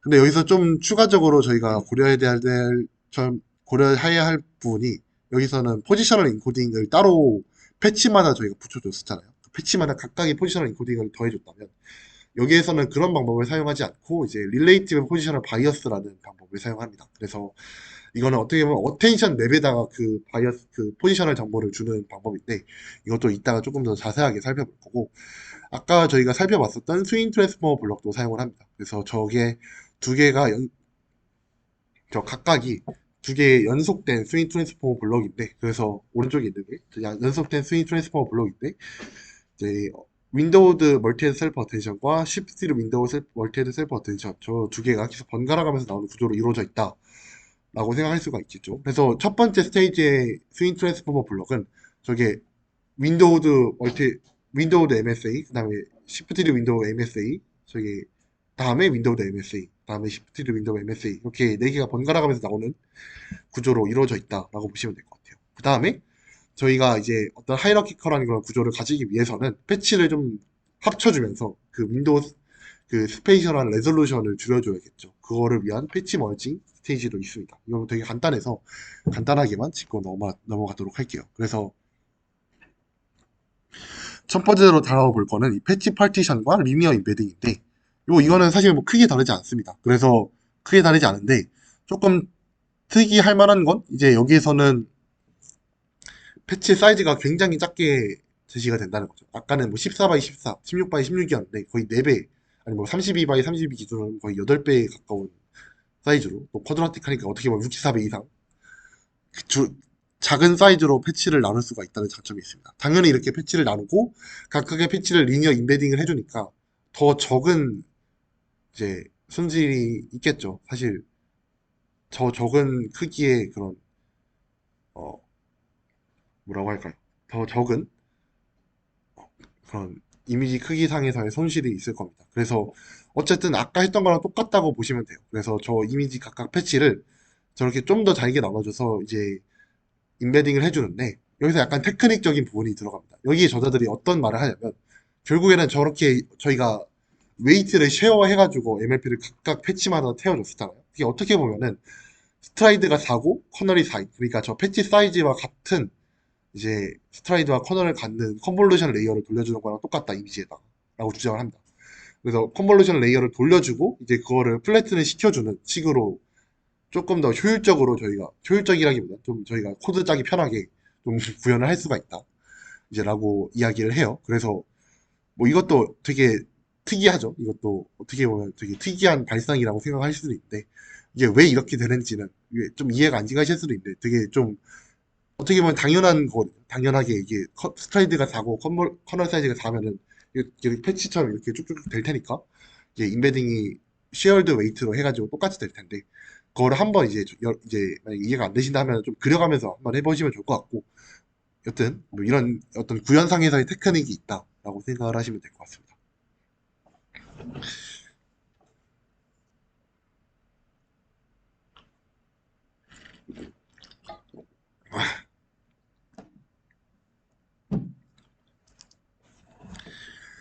그래서 아까는 이제 포지셔널 임베딩을 저희는 해줬었잖아요. 포지셔널 임베딩을 각각의 패치마다 저희가 붙여줬었죠. 근데 여기 그거를 보통 어떤 방법이라고 하냐면 저 앱솔루트 포지셔널 임베딩, 인코딩 뭐 그렇게 얘기를 합니다. 왜냐하면 그 패치의 위치마다 각각의 절대적인 그 포지셔널 인코딩을 더해주는 거잖아요. 그렇기 때문에 포지셔널 인코딩을 더해주는 그런 방식이기 때문에 그런 앱솔루트 포지셔널 임베딩, 뭐 인코딩 이렇게 부르는데 여기에서는 그런 방법을 사용하지가 않습니다. 왜냐하면 어떻게 보면 어떻게 뭐 이유를 찾아보자면 어떤 윈도우 기반으로 나누기 때문에 그런 절대적인 위치 정보가 그렇게 효과를 보지 못할 수가 있다라는 점도 있을 것이고 아니면 뭐 어떻게 딥러닝적인 관점에서 생각하면 이게 성능이 더 잘 나와서기도 합니다. 이게 논문 보면은 뭐 포지셔널 임베딩을 안 줬을 때 절대 그걸 줬을 때 둘 다 줬을 때 뭐 여러 가지가 있거든요. 근데 그런 것들을 다 비교를 해봤을 때 이것만 쓰는 게 가장 좋아서 이제 릴레이티브 포지셔널 바이어스라는 것을 이제 주었다고 하고 사실 이게 굉장히 좀 어렵거든요. 이게 논문에서도 뭔가 자세히 안 나와 있고 코드도 되게 난해하게 좀 써져 있어서 이게 좀 한 번에 이해하기가 어려운데 이거를 정말 간단하게만 말하자면 저희가 그 어텐션 맵을 만들 때 그 패치마다의 그 패치가 n개가 있으면 그 n by n의 패치 간의 그 모든 시밀러리티를 구하는 거잖아요. 그러니까 거기에 그 하나하나의 그 어텐션 맵의 엘레멘트는 그 각각의 패치 간의 그런 패치 간의 상호 간의 정보를 담고 있다고 생각할 수가 있는데 그 패치들 간의 상호 간의 정보에다가 플러스로 그 위치 정보까지 담아준다고 생각하시면 됩니다. 그래서 패치의 그 상호적인 위치 관계. 그러니까 예를 들어서 어떤 패치가 어떤 패치에 비해서 왼쪽으로 3칸 떨어져 있고 뭐 아래쪽에 1칸 떨어져 있다. 그런 건 어떤 릴레이티브한 그런 위치 정보를 각각의 어텐션 맵에다가 담아준다라고 생각을 하시면 돼요. 그래서 그걸 어떻게 담아주냐. 물론 그냥 어텐션 맵에다가 그냥 똑같이 때려 그 어텐션 사이즈만큼의 바이어스를 줄 수도 있겠지만 그 아까 예시로 들었던 것처럼 왼쪽에 3칸 있고 오른쪽에 한 칸, 아래쪽에 한 칸 있는 건 결국에는 같은 그런 포지셔널 정보잖아요. 그러니까 그 이미지의 전체적인 관점에서 봤을 때 같은 그런 포지셔널 정보니까 그거를 전부 다 이제 학습시키지 말고 그냥 그것만큼 딱 필요한 정보 정도의 그냥 그 릴레이티브 포지셔널 매트릭스를 하나 만든 다음에 그걸 인덱싱을 해주자. 그래서 어떤 일종의 뭐 딕셔너리 하는 것 마냥 우리가 저렇게 어텐션 매트릭스에 대해서는 저렇게 인덱스를 저희가 만들어주고 저 EM-1 곱하기 EM-1 크기의 저 웨이트 그 포지셔널 바이어스 매트릭스만 학습을 시킨 다음에 저 각각의 위치에 해당하는 지점에서의 값을 샘플링해서 우리가 거기다가 바이어스를 더해주자라는 개념입니다. 근데 사실 이게 처음 보면 이해가 안 되실 수도 있어요. 당연히 이해가 안 되는 게 전 당연하다고 생각하고 그래서 뭐 어쨌든 뭐 저런 방식으로 좀 더해주는데 어쨌든 가장 중요한 건 저 릴레이티브한 그런 포지셔널 바이어스의 정보를 이제 어텐션 맵에다가 더해준다라고 생각을 하시면 될 것 같습니다. 저 자세한 거는 좀 사실 논문에도 자세히 안 나와 있어서 이게 그냥 코드를 보시거나 사실 논문을 보신 다음에 일단 대충 무슨 얘기구나를 좀 이야기를 좀 하신 다음에 좀, 좀 깨달으신 그 생각을 해보신 다음에 그 다음에 코드를 보시는 걸 좀 추천을 드립니다. 여기서 그냥 다 담을 수 있는 그런 그 이해가 가능하게 설명 가능한 부분은 아닌 것 같고 한번 살펴보시는 게 좋을 것 같아요. 여튼 그래서 어텐션 맵에다가 저렇게 단순하게 저희가 뭐라고 할까요? 그 스케일드 닷 프로덕트를 그대로 사용하긴 하는데 거기다 플러스로 바이어스 탑을 더해주는 식으로 이렇게 스윙 트랜스포머의 어텐션이 구성이 되어 있다라고 생각을 하시면 될 것 같고 그리고 아까 말씀드렸던 것처럼 저 시프티드 윈도우 멀티헤드 셀프 어텐션 같은 경우에는 저렇게 그냥 계산을 해버리면 이 어텐션을 9번을 계산해야 되죠. 어텐션을 9번 계산해야 된다는 그런 문제점이 있어서 이거를 어떤 식으로 좀 이제 구현하냐에 대한 어떤 테크닉과 관련된 기법인데 이게 굉장히 좀 심각합니다. 사실 제가 읽었었던 모든 논문 중에서 이걸 어떻게 이렇게 해결할 생각을 했지? 라는 생각이 들 정도로 되게 신박한 방법인데 이거를 이미지를 저렇게 윈도우를 나눠서 이제 각각 이제 어텐션을 해주는 게 아니라 이미지를 저렇게 사이클릭 시프트를 해줍니다. 사이클릭 시프트를 해줘서 이게 좌상단으로 이렇게 약간 끌어당기듯이 이렇게 옮겨준 거죠. 그래서 이미지를 저렇게 만들어 준 다음에 우리가 그 윈도우드 어텐션 할 때는 그냥 이렇게 사각형으로 격자 모양을 잘라서 각각 4개를 어텐션 해줬잖아요. 근데 사실 그 구조를 똑같이 가져옵니다. 그래서 저렇게 해서 이제 어텐션을 해주면 여기 보시면 저 마우스 커서 있는 요 중간 부분이 요 윗부분에 해당하죠. 윗부분에 해당하고 그 다음에 뭐 자세하게 요 아랫부분 요 아랫부분은 요 윗부분은 여기랑 여기에 해당합니다. 그래서 각각의 어텐션 이게 약간 잘 찾아보시면 좀 재밌는데 어떤 그 하나의 저 가운데 하나뿐만 아니고 어 가운데 하나는 저기 하나의 어텐션 그거인 거고 나머지는 그 부분 해서 이렇게 들어가 있어요. 그래서 이거 부분 이렇게 어텐션 이미지 패치들이 저렇게 부분 해서 이렇게 뭉탱이로 이렇게 들어가게 되는데 그 부분들에 대해서 어텐션 마스크를 씌워줍니다. 그래서 어떤 식으로 되냐면 이거를 보시면 조금 더 이해가 편하실 거예요. 근데 사실 이것도 약간 이해가 안 되긴 하거든요. 이게 좀 어려운 논문이라서 어려운 논문이기도 하고 코드 구현은 되게 복잡한 논문이라 여기서 이해가 안 되실 수도 있는데 뭐 이런 방법을 썼다라고만 생각을 하시고 넘어가시면 될 것 같아요. 여튼 이런 식으로 저희가 윈도우를 나눠줬잖아요. 그래서 이 윈도우를 나눠준 거를 이제 매트릭스를 이제 시뮬러리티를 어텐션 맵을 똑같이 구해줄 건데 어텐션 맵을 여기다가 이렇게 마스크를 씌워줍니다. 마스크를 이제 씌워줘서 저희가 이제 이 이미지, 그러니까 저 왼쪽에 있었던 이미지 상에서 같은 윈도우 상에 속해 있지 않았던 애들 간에 어텐션 스코어를 계산을 안 하는 거예요. 그래서 마스크를 씌워줘서. 그러면은 이제 네 번의 어텐션 연산을 똑같이 하면서 그 우리가 필요한 어텐션 값들만 얻을 수가 있겠죠. 그런 식으로 이제 어텐션 값을 계산을 하고 이것들을 잘 원래 상태로 복구해서 이제 우리가 저 9개의 윈도우에 대한 어텐션 값들을 얻게 됩니다. 이거와 구현이 굉장히 복잡하고 굉장히 좀 복잡하다기보다는 좀 더럽고 이제 좀 그런 부분들이 있어서 뭐 자세하게 뭐 어떻게 그걸 다 만드는지에 대해서는 설명을 안 하겠지만 뭐 어쨌든 저런 식으로 좀 테크닉을 써서 저 9개의 윈도우를 각각 계산하는 게 아니고 저걸 4개의 윈도우로 나눠서 저 마스크를 써가지고 저 까만 부분에 해당하는 부분만 계산을 한다라고 생각하면 될 것 같아요. 여기 요 이미지가 약간 요 이미지 저 형광색으로 파란색으로 이제 해놓은 이미지가 좀 도움이 될 것 같은데 저기를 보시면은 저 하얀색 부분에 해당하는 부분만 이제 어텐션을 하는 거거든요. 여기서는.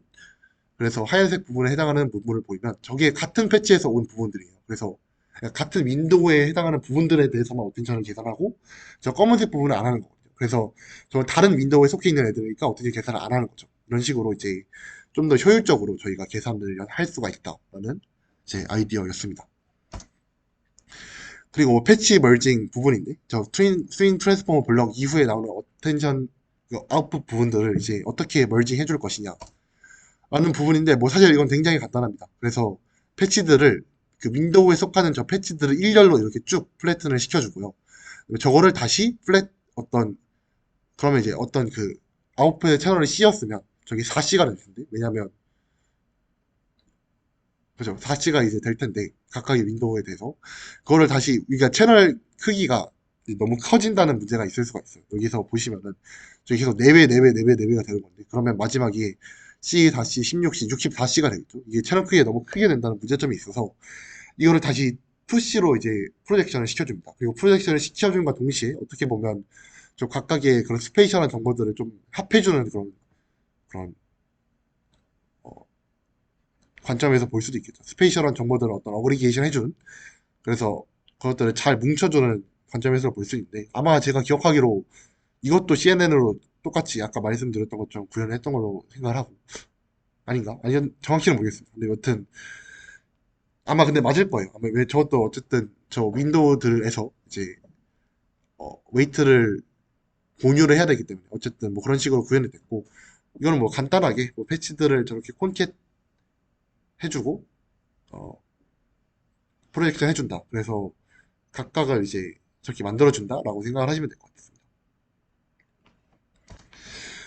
그래서 갑자기 뭐 3번 문항이 무슨 뜻이지? 생각하실 수 있는데 이게 뭐냐면 저희 이번 3기 시니어 면접에서 봤었던 그 3번 문제거든요. 저희 사전 질문 여러분들 콕 해보셨던 것처럼 이제 제가 후딱 그냥 만들어가지고 냈었던 문제인데 이게 사실 스윙 트랜스포머랑 VIT를 비교하는 문제예요. 그래서 어떤 차이가 있냐? 사실 제가 물어보고 싶었었던 건 이 스윙 트랜스포머를 이제 인덕티브 바이어스와 아까 제가 레스넷과 VIT를 비교해 드렸듯이 그걸 VIT와 스윙 트랜스포머를 똑같이 이 어떤 저 이미지넷 크기가 저 트레이닝 시킨 저 데이터셋의 크기가 달라짐에 따라서 저 어떻게 저 성능이 변화하는가를 좀 물어보고 싶었던 문항이었는데 사실 뭐 아까 봤던 그래프랑 거의 똑같습니다. 그래서 저 두 개를 좀 비교해서 한번 생각을 해보시면 좋을 것 같고 좀 아래는까지 해가지고 그 세 개를 한꺼번에 좀 비교하는 피규어가 있는데 그거를 좀 한번 생각을 해보시면 좋을 것 같고 사실 뭐 제가 굳이 말씀드리지 않아도 제가 이 스윙 트랜스포머가 어떤 가져가고자 했던 그런 이점들, 뭐 장점들, 레스넷과 VIT 장점을 합쳐보겠다는 그런 시도들, 그 다음에 제가 VIT에서 말씀드렸던 그런 인덕티브 바이어스에 대한 설명, 그 다음에 저 테이블, 이 세 가지만 가지고 좀 여러분들도 답을 낼 수 있을 거라고 생각을 해요. 그래서 사실 제가 좀 어려운 거를 원래 디스커션 과제로 내려고 하다가 좀 바꿔서 좀 이거를 디스커션 과제로 좀 틀었는데 이거를 한번 디스커션 과제 할 때 생각을 해보시면 좋을 것 같습니다. 그래서 스윙 트랜스포머는 여기까지인데 여기서 좀 어펜딕스 느낌으로 좀 추가적으로 좀 다뤄볼 만한 내용이 있을 것 같아서 좀 이게 좀 재밌는 내용들이거든요. 이 뒤에 나오는 내용들이 좀 뭐 저만 재밌을 수도 있지만 재밌는 내용들이라서 한번 보면 좋을 것 같아서 가져왔습니다. 그래서 비전 트랜스포머라는 친구를 어떻게 보면은 저 셀프 어텐션 레이어가 토큰들 간의 정보를 섞는 레이어라고 볼 수가 있어요. 왜냐하면 다른 어떤 위에 있는 그런 뭐 레이어 놈이나 레지듀얼 커넥션, MLP, 그러니까 어떤 포인트 와이즈, 토큰 와이즈의 저 MLP들은 그 토큰 간의 정보를 교환하는 부분이 아니거든요. 왜냐하면 각각이 토큰을 따로따로 독립적으로 처리하기 때문에 토큰들 간의 정보를 믹스할 수 있는 부분은 저 셀프 어텐션밖에 없습니다. 근데 굳이 저게 셀프 어텐션일 필요가 있느냐라는 이제 의문이 드는 거죠. 사실 왜 그런 생각을 했는지는 잘 모르겠지만 어떻게 보면 그런 의문이었을 수도 있을 것 같아요. 이게 어텐션이라는 거는 분명한 그 RNN이나 그런 것들을 거쳐오면서 NLP를 모델링 하는데, 그러니까 랭귀지를 모델링 하는 데에서 이점은 있었지만, 과연 이거를 CV에 적용했을 때 우리가 이점이 있을 것인가? 라는 좀 의문이 있었던 것 같아요. 왜 이걸 CV에서 써야 되지? 메모리 이피션트한 그런, 메모리 이피션트라기보다는 그 뭐야. 그 컴퓨테이션에서의 이점, 그런 점에서 말고 어떤 이점이 있길래 이걸 써야 되지? 라는 관점에서 굉장히 좀 간단한 모듈로 저희가 이걸 교체를 해봅니다. 그래서 이걸 MLP로 그냥 교체를 해보는데, 그래서 이게 모델이 굉장히 간단해요.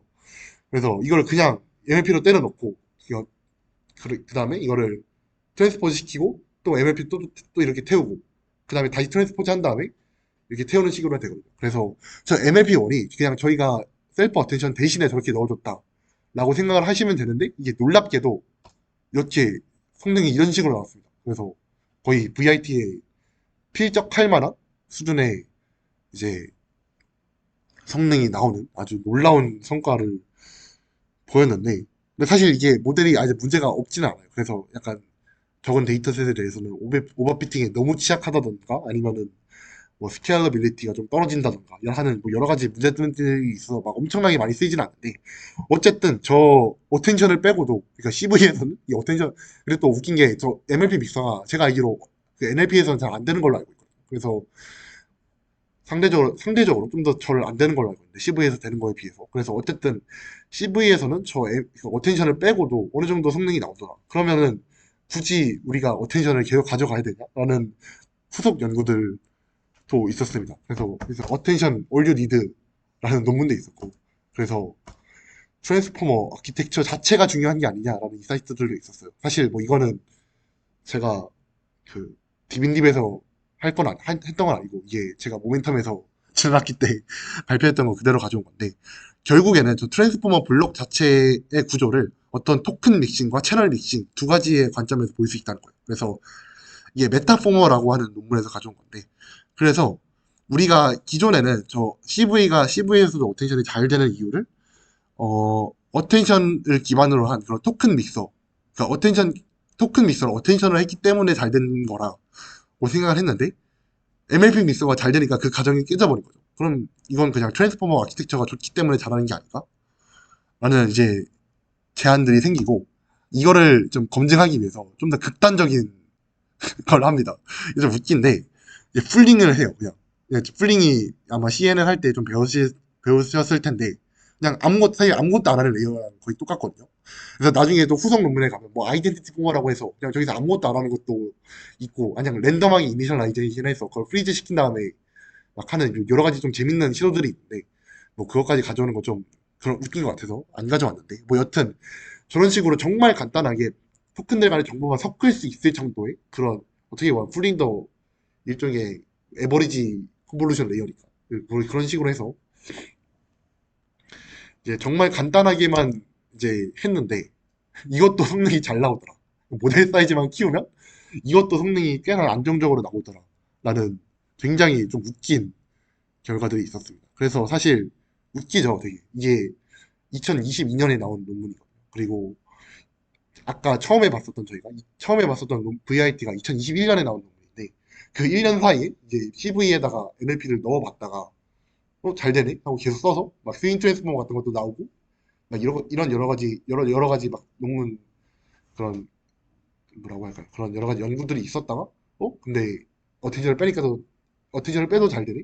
그래서 또 이런저런 실험을 해보다 보니까 그럼 어텐션이 CV에서 굳이 필요한가? 라는 이제 의견들도 나오고 있고 막 여러 가지 연구들이 나오고 있는 상황이라고 생각을 하시면 될 것 같습니다. 근데 그럼에도 다만 VIT나 스윙 트랜스포머가 가장 많이 쓰이기는 해요. 왜냐하면은 아무래도 이제 주류 어떤 관성적인 측면들도 있겠죠. 뭐 관성적인 측면에서 봤을 때 어떤 여전히 뭐 잘 되는 모델들이고 뭐 여기서 보셔도 성능에서 1%, 2%밖에 성능이 차이가 나지 않는데 굳이 기존에 있는 모델들을 바꿔가면서까지 그런 거를 할 필요가 없기도 하고요. 또 어떻게 보면 또 NLP와의 그런 컨시스턴시를 맞추기 위한 그런 측면도 있죠. 왜냐하면 NLP에서는 여전히 트랜스포머가 독점을 하다시피 하기 때문에 그런 것들에 대해서 좀 맞춰준다면 뭐 사실 뭐 큰 의미는 없지만 그런 것에 있어서 좀 좋은 어떤 뭐 그렇게 가져갈 수 있는 뭐 예를 들어서 뭐 멀티모달 태스크를 한다고 했을 때